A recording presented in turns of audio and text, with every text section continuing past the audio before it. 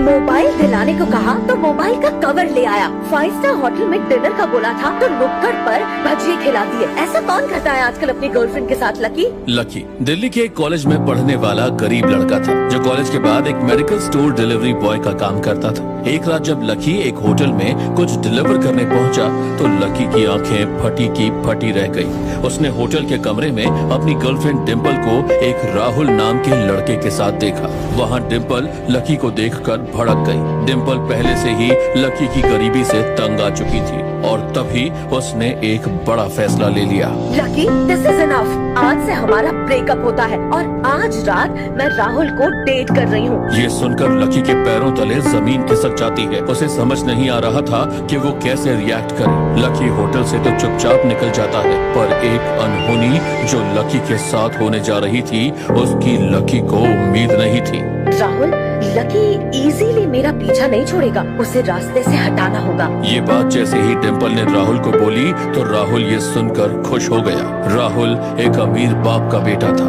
उसने डिम्पल से कहा, डिम्पल, मैं लकी को इस दुनिया से ही गायब करवा दूंगा और किसी को खबर भी नहीं होगी। पर मेरी एक इच्छा है राहुल, मैं लकी को मरते हुए देखना चाहती हूँ। डिम्पल के ऐसा कहने के बाद राहुल ने अंडरवर्ल्ड के डॉन को फोन लगाया और लकी की सुपारी दे दी। अंडरवर्ल्ड के लोग लकी को ढूंढने निकल पड़े और एक दिन लकी अंडरवर्ल्ड की गिरफ्त में आ गया। डिम्पल और राहुल भी वहाँ पहुँच गए। हाथ पैर बांधे लकी एक कुर्सी पर बैठा था और जैसे ही अंडरवर्ल्ड का सबसे बड़ा गुंडा लकी को मारने के लिए उसके सामने पहुंचा तो वो दंग रह गया और लकी के सामने घुटने टेक कर बोला, लकी भाई, आप मुझे माफ कर दो भाई, गलती से मैंने आपकी सुपारी ले ली। जैसे ही डिम्पल और राहुल ने ये देखा तो उनकी आंखें फटी की फटी रह गई।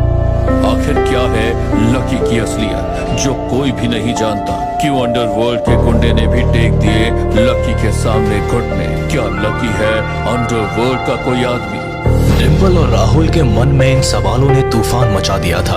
उन्हें कुछ समझ आता उससे पहले ही लकी उन गुंडों की कार में बैठकर चला गया। राहुल और डिम्पल की हालत खराब हो गई थी।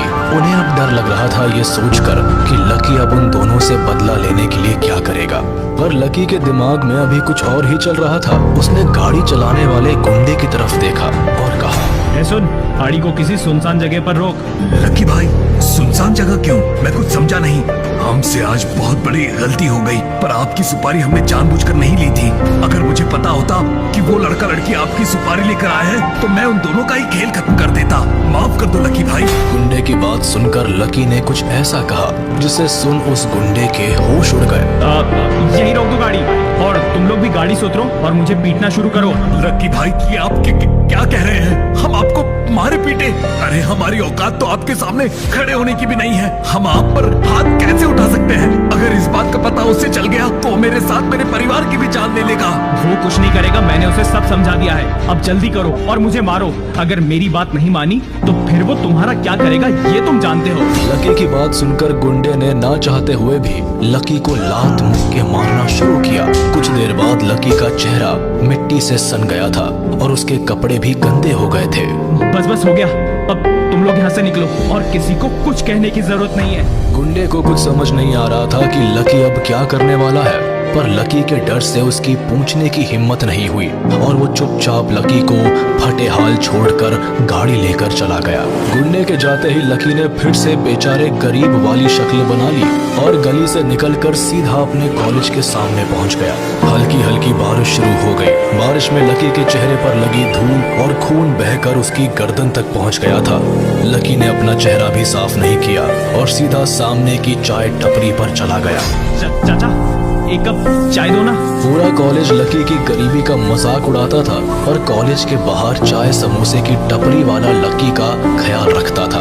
बिगड़े और मार खाए हुए लकी को देख उसे दया आ गई और उसने लकी से कहा, अरे लकी बेटा, ये चोट कैसे लग गई? और तुम तो भीग भी गए हो। सुबह से कुछ खाया है या नहीं? ये लो, चाय के साथ समोसा खा लो, गरम गरम बनाए। दुकानदार की बात सुनकर लकी ने अपनी जेब में हाथ डालकर देखा तो उसकी जेब में बस 10 रुपए का नोट था और समोसा 20 रुपए के आते थे। लकी ने थोड़ा झिझकते हुए दुकानदार से कहा, चाचा अभी पैसे नहीं है तो बस चाय ही दे दो। अरे लकी बेटा, पैसे नहीं है तो कोई बात नहीं, बाद में दे देना। तुम अच्छे लड़के हो, तुम्हारे पैसे कहाँ जाएंगे? लो की बात सुनकर लकी ने समोसे की प्लेट से एक समोसा उठाकर पहले बाइट लिया ही था कि उसे किसी लड़की की आवाज सुनाई दी। यार लकी हमारे साथ कॉलेज में पढ़ता है और 20 रुपए के समोसे खाने के लिए उधार मांग रहा है। चल आज तेरे दिन को लकी बना देती हूँ, चल मेरे साथ। लकी की गरीबी की वजह से कॉलेज में हर कोई उसका मजाक उड़ाता था। आज कॉलेज की चीयर लीडर टीम की कप्तान भावना ने लकी को सड़क पर समोसे उधार में खाते देख लिया तो उसका मजाक उड़ाने लगी। लकी माना तू गरीब है, फटीचर है, तो क्या हुआ, मेरे पास तो बहुत पैसा है, रोज कुत्तों को खाना खिलाती हूँ, आज तुझे खिला दूंगी। शहर के सबसे महंगे होटल ब्लू मून ले जाऊंगी, तूने तो आज तक कभी ऐसा होटल देखा भी नहीं होगा। होटल ब्लू मून का नाम सुनकर लकी भावना के साथ गाड़ी में बैठ गया, पर लकी को जरा भी अंदाजा नहीं था कि वहाँ कितना बड़ा झटका उसका इंतजार कर रहा है। होटल में भावना का बॉयफ्रेंड ईशान पहले से मौजूद था। भावना, ये लूजर लकी यहाँ क्या कर रहा है तुम्हारे साथ? आज कुत्तों की जगह इसे खाना खिलाने वाली हो क्या? ईशान बेबी, मैं इसे यहाँ लेकर आई हूँ ताकि इसे भी तो पता चले कि हम जैसे अमीर लोग कैसे खाते पीते हैं। इसे इसकी असली औकात तो पता चले कि जितना ये महीने भर में कमाता है उतने की यहाँ एक डिश भी नहीं आती। वेटर इधर आना, आज हम लकी के लिए कुछ स्पेशल मंगवाएंगे। अगले ही पल वेटर ऑर्डर लेने के लिए आया, यस मैम। मगर लकी को देखते ही वेटर के हाथ से पानी का ग्लास गिर गया। लक्ष्मण सर, आप यहाँ? आई एम सॉरी सर, मैंने आपको देखा नहीं। हाँ ले आओ। वेटर वहाँ से चला गया, मगर भावना और ईशान हक्के बक्के रह गए। उन्हें समझ नहीं आ रहा था कि अभी यहाँ क्या हुआ। लकी, ये वेटर तुम्हें लक्ष्मण सर क्यों बुला रहा था, क्या मतलब?